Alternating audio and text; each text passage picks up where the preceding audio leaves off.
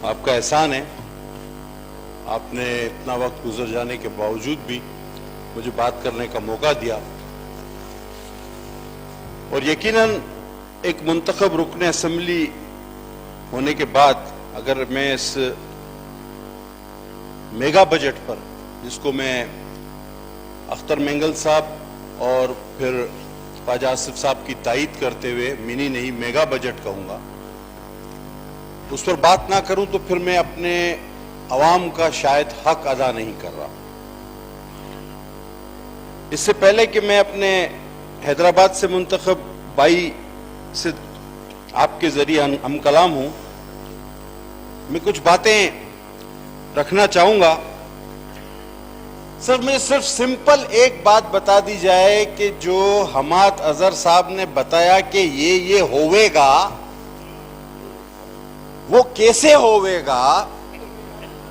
آپ مجھے یہ بتائیں کہ 8% پاکستانی ٹیکس بھرتے ہیں، یہ کہتے ہیں کہ یہ ایڈجسٹیبل ہے، اور 90% پاکستانی موبائل فون استعمال کرتے ہیں کہ جو موبائل کے کارڈ خریدے گا وہ 90% پاکستانیوں کو کیسے پیسہ ایڈجسٹیبل ہوئے گا؟ اور سر مجھے ایک بات بتائی جائے کہ آپ جو دواؤں کے خام پاؤڈر پر ڈیوٹی لگا رہے ہیں، وہ پہلے دوا کمپنی کا مالک خریدے گا، پھر اس کی دوا بنائے گا، کب بیچے گا، کس کو بیچے گا، کہاں سے ڈیٹیل جمع کرائے گا، کیا ریٹرن جمع کرائے گا جو اس کو پیسہ واپس ہوئے گا؟ سر وہ کراوے گا تو ہوئے گا نا سر، یہ نہیں ہوئے گا، یہ نہیں ہوئے گا۔ اب سر بات ہوئی کہ اخلاقی جرت ان میں ہو، تو یہ ہمارے کووڈ کے جو ہم نے بڑے مثالی کام کیے ان کو مان لیں۔ سر پتہ نہیں ہماری یادداشت کیوں اتنی کم ہو جاتی ہے کہ شروع میں سندھ کی کووڈ پالیسی کو ہی وفاق نے فالو کیا، ہم بڑے جلدی بھول جاتے ہیں، اور معیشت کی تنزلی کی بات آتی ہے تو خدا کی قسم ان 99 ناموں کے نیچے کھڑے ہو کر میں کہہ رہا ہوں، میں نے اپنی اسپیچ میں کہا تھا کہ دیکھیں کووڈ اب سے شروع ہو رہا ہے، آج سے آپ کی معیشت پہلے ہی آپ لوگ غلط پلاننگ کی وجہ سے تباہ کر چکے ہو، بعد میں اس کووڈ کو مورود الزام نہ ٹھہرانا۔ اس ہاؤس کا ریکارڈ اٹھا کے دیکھ لے، اگر آپ کو نہ ملے جو چور کی سزا ہو ہماری سزا۔ آپ کو بقول آپ کے شیخ رشید صاحب کے تو کووڈ تو ہم پر اللہ کی مہربانی کی طرح آیا ہے، یہ جواب ریکارڈ پر موجود ہے، نگا جی نے پیسے مل رہے ہیں اس کے۔ اب اتنے اربوں کی جو بے قاعدگی ہوئی یہ کووڈ فنڈز میں، وہ کہاں گئے؟ اچھا یہ زر مبادلہ بڑھا دیتے ہیں، کہتے ہیں جی زر مبادلہ بڑھ گیا، یہ باہر ملکوں سے قرضہ لیتے ہیں، اس قرضے کو اپنے جمع کر کے کہتے ہیں یہ زر مبادلہ بڑھ گیا۔ اب میں یہ پوری اسمبلی سے سب سے ہزار روپے ادھار لوں اور میں کہوں میں تو بڑا پیسے والا ہوں، میرے پاس تو 3,42,000 روپے ہو گئے۔ یعنی عقل کی کوئی بات خدا کی قسم مجھے سمجھ میں نہیں آتا کہ ان کے وزراء کے سامنے سے ہوتی ہو۔ اب خسرو بختیار صاحب یوریا کے مسئلے پہ کہہ رہے ہیں کہ سندھ سے یوریا افغانستان اسمگل ہو جاتی ہے، اور سر جرمنی جاپان تو پہلے دیکھ لیا تھا ایک ساتھ، یہ سندھ اور افغانستان کو کیسے ملا دیا ہے؟ یعنی جرمنی جاپان تک تو ٹھیک تھا، یہ سندھ اور افغانستان آپس میں کیسے مل گیا؟ اب اخلاقی جرت کی بات ہو تو پھر اخلاقی جرت تو سر وہاں سے شروع ہوتی ہے کہ کوریا میں ایک کشتی ڈوب گئی تھی اور وزیر اعظم نے استعفیٰ دے دیا تھا، وہ اخلاقی جرت کہاں گئی؟ اور ایسی اخلاقی جرتیں دنیا کی مثالیں، ارسطو، سقراط، بقراط سارے چکرا گئے، سارے دنیا کے تجزیہ نگار، سارے کالم نگار، سارے سائنسدان سر پیٹ کے رہ گئے، 12 موسم نکل آئے، حضرت عیسیٰ ہسٹری سے غائب ہو گئے۔ اس ملک میں 3 سالوں میں پتہ نہیں کیا کیا نہیں ہوا سر۔ اب سر حیرت کی بات یہ ہے کہ جب پرائم منسٹر نے وہاں تقریر کی کہ جی ہم نے امریکہ سے صاف کہہ دیا ہے کہ ہم آپ کے ساتھ نہیں ہیں، تو پیچھے زور زور سے تالیاں ڈیس بجانے والوں میں قسم سے سارے وہ لوگ تھے جب مشرف نے کھڑے ہو کے کہا تھا کہ شوکت عزیز نے کہ ہم امریکہ کے ساتھ ہیں، وہ بیٹھے یہ سب سے زیادہ تالیاں یہی بجا رہے تھے، اور ہر حکومت کے پیچھے یہی تالیاں بجا، وہ عزیز میاں قوال کے پیچھے جو ٹوپی والے نے ہم نوا ہوتا ہوئے یہ سارے ہوئے۔ اچھا اب یہ کہتے ہیں کہ جی ایل این جی کوئی وجہ نہیں ہے، ایل این جی کی درآمد کوئی وجہ نہیں ہے، تو بھائی ایل این جی کی درآمد کوئی وجہ نہیں، میں تو سادہ سا آدمی ہوں، کراچی میں میرے حلقے میں، ہم سب کے کراچی والوں کے حلقے میں ملیر کوئی بھی سارے ضلع اٹھا کے دے، سر چائے کا کپ آپ نہیں بنا سکتے۔ آخر پہلے بھی گیس کی کمی ہوتی رہی، کمی زیادتی، لیکن ایک دم سے گیس کا غائب ہو جانا ایل این جی بھی اس کی وجہ نہیں ہے، تو پھر حکومت کی نااہلی تو اس کی وجہ ہے نا، یا نہیں ہے؟ اب آپ یہ کہتے ہیں ہر جگہ دنیا میں مہنگائی ہوئی، سر میں اتفاق سے 10-12 دن ایک ذاتی نوعیت کے دورے پہ تھا، وہاں پر سر وہ تو خیر بہت زیادہ ترقی یافتہ ملک ہے، مہنگائی وہاں بھی ہوئی ہے، لیکن وہاں کم از کم ویجز ایک مزدور کے، انسکلڈ مزدور کے روز کے 20,000 روپے، روز کے 20,000 روپے، اور کووڈ کی وجہ سے وہ کیونکہ آدھے مزدور کام پہ بلاتے تو آدھوں کو گھر بیٹھے پیسے دیتے ہیں، تو یہ مہنگائی تو عالمی سطح پہ ہمیں ایک ساتھ لے کر کرواتے ہیں، لیکن غربت کی بات جب آتی ہے، تنخواہوں کی بات جب آتی ہے، تو یہ کہتے ہیں نہیں اس میں پاکستان الگ ہے۔ اب جیسے میری بہن نے تقریر کی، انہوں نے جو ترقی کی رفتار بتائی، تو سر اس حساب سے تو پاکستان کو آئی ایم ایف کو قرضہ دینا چاہیے تھا، یہ ہم کیوں ہر قرضہ لے رہے ہیں؟ یہ تو میرے سمجھ میں بات نہیں آئی۔ اور پھر یہ کہتے ہیں کہ کووڈ جو ہے، اور کہتے ہیں کووڈ نے، دیکھیں ہم نے اتنا زبردست کام کیا کہ کووڈ نے پاکستان پر کوئی اثر نہیں ڈالا، اور پھر کہتے ہیں کووڈ کی وجہ سے مہنگائی ہو گئی۔ یار پہلی والی بات صحیح ہے یا آپ کی دوسری والی بات صحیح ہے؟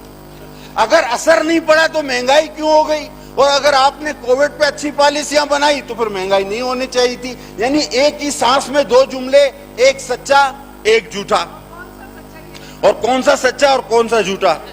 اچھا سر، پیٹرول واقعی پیپلز پارٹی کے دور میں ایک بلند ترین سطح پہ تھا، لیکن ہم نے سبسڈی، ہم نے عوام کی جیبوں پہ ڈاکہ نہیں ڈالا۔ آپ کو آج تمام لوگوں کے یہ اکاؤنٹس نظر آ رہے ہیں نا، فالودے والا، اور یہ بار بار ذکر ہوتا ہے، یہ جو فارن فنڈنگ میں کلرکوں کے اکاؤنٹ سے پیسے نکلے ہیں، چپراسیوں کے، اس کا حساب کون دے گا بھائی؟ یہاں تو اللہ بچائے میرے عزیز دوست بیٹھے ہوئے ہیں دو چار، ورنہ تو میں کہوں گا انسانی قبرستان لگ رہا ہے یہ۔ کوئی نہیں ہے، خاموشی ہے، ایک ہو کا عالم ہے۔ تو میرے کچھ بہت ہی معزز دوست بیٹھے ہیں، ورنہ کوئی ہے ہی نہیں، سارے بھاگے ہوئے ہیں۔ اچھا سر، اگر آپ اتنی ترقی کر رہے ہیں جتنا میری بہن نے بتایا، سر ایک سادہ سا سوال ہے، مستی خان صاحب بھی بیٹھے ہوئے، مشرف کے دور میں تھے اس زمانے میں، تو دیکھیں بھی چپ انہوں نے بھی بہت تالیاں بجائی تھی۔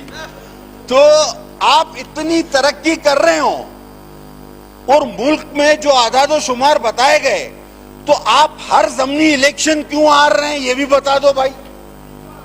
اچھا پھر آپ کا جو سیمپل تھا کے پی کے، اس کا جو ہے وہ دارالخلافہ پشاور، جب ابھی تک یوم تاسیس پہ میں نہیں گیا تھا تو میرے دونوں ہاتھوں میں جگ اور گلاس تھے، میں نے کہا یہاں سے دودھ بھر لوں گا، یہاں سے نہر شہد بھر لوں گا۔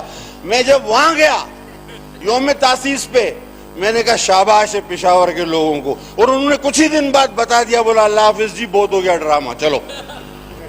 تو جب آپ کا 13 سال سے جہاں حکومت ہے آپ کی، سوری 8 سال سے، وہاں آپ دارالخلافے کا الیکشن ہار جاتے ہیں اور باتیں کرتے ہیں کہ جی یہ ترقی ہو گئی اور وہ ترقی ہو گئی. سر اس گورنمنٹ میں نوکریاں ملی ہیں, منی گالا میں کچھ لوگوں کو نوکریاں ملی ہیں, اور حیرت کی بات کہ جو پاکستانی غربت کاروبار بند ہونے کی وجہ سے یہاں سے, جس کو سندھی میں کہتے ہیں لڈ پڈان, مطلب یہاں سے چلے گئے سب کچھ چھوڑ کے, وہ کوچ کر گئے, انہوں نے وہاں نوکری کر لی, انہوں نے وہاں چھوٹا موٹا بزنس کر لیا. یہ ایسے حکمران ہیں خدا کی قسم, اس کا بھی کریڈٹ لیتے ہیں, کہتے دیکھو کتنے لوگ ہم نے باہر بھیج دیے. وہ تو بھائی بے روزگاری کی وجہ سے, مجبوری کی وجہ سے تنگ آ کر یہاں سے گئے, یہ اس کا بھی کریڈٹ لیتے. اور پھر آپ نے ایک 150 مسخروں کی فوج رکھی ہوئی ہے, اور وہ آپ سے مجھے پتا ہے, میں آ رہا ہوں اسی طرف میں, I can understand.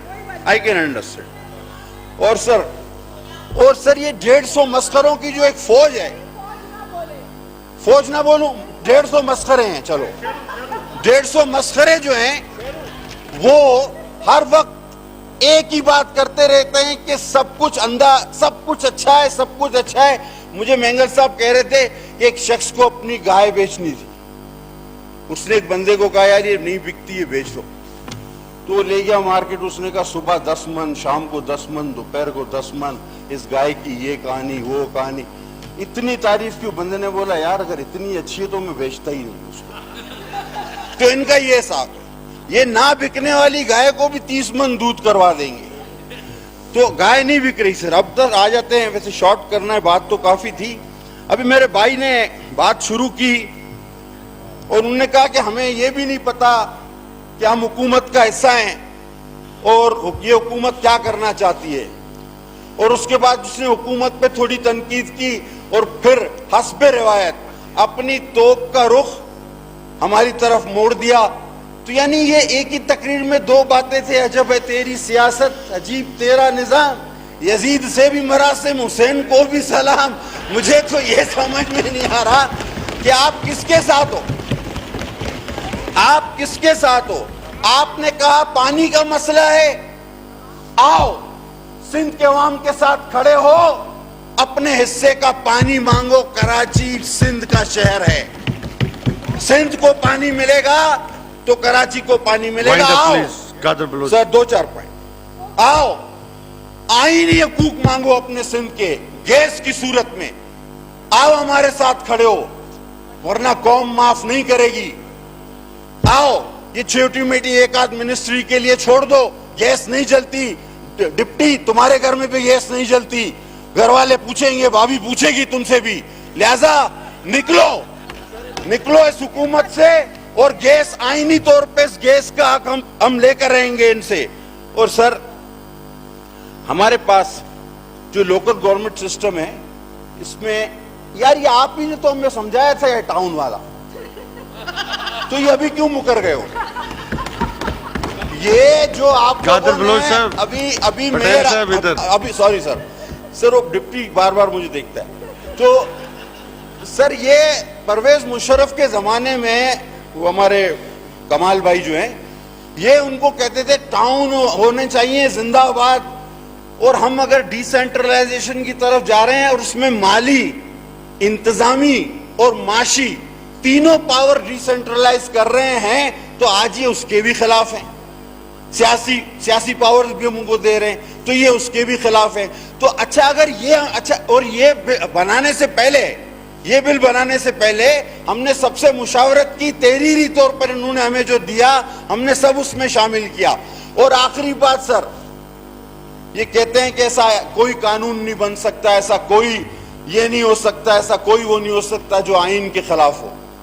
Sir us assembly کی اکثریت کی وجہ سے, ناجائز فون والی اکثریت نے ان ساتھیوں کے ساتھ مل کے میرے حساب سے 50 سے بھی زیادہ ایسے قانون روندے ہیں, پاس نہیں کیے, جو آئین کے بھی خلاف تھے اور شریعت کے بھی خلاف تھے بہت سارے. اس وقت یہ کچھ نہیں بولے, لہذا آج آپ بول پڑے ہیں. سر میں کم بولتا ہوں, مجھے نہیں بولنا چاہیے, لیکن یہ منی بجٹ, یہ دودھ پر بھی ٹیکس, ڈبل روٹی پر بھی ٹیکس, आटे पर भी टैक्स। वो सर आप लोगों ने क्या कोई रॉकेट खरीदा है कि आप लोग भाग जाएंगे सारे और हमको छोड़ जाएंगे यहाँ पर? मुझे लगता है पीटीआई वालों ने कोई रॉकेट खरीदा, ये दूसरे सैयारे पर भागने वाले। थैंक यू जी, ये यहाँ नहीं मिलेंगे, ये इलेक्शन नहीं लड़ेंगे sir. Thank you ji, thank you ji.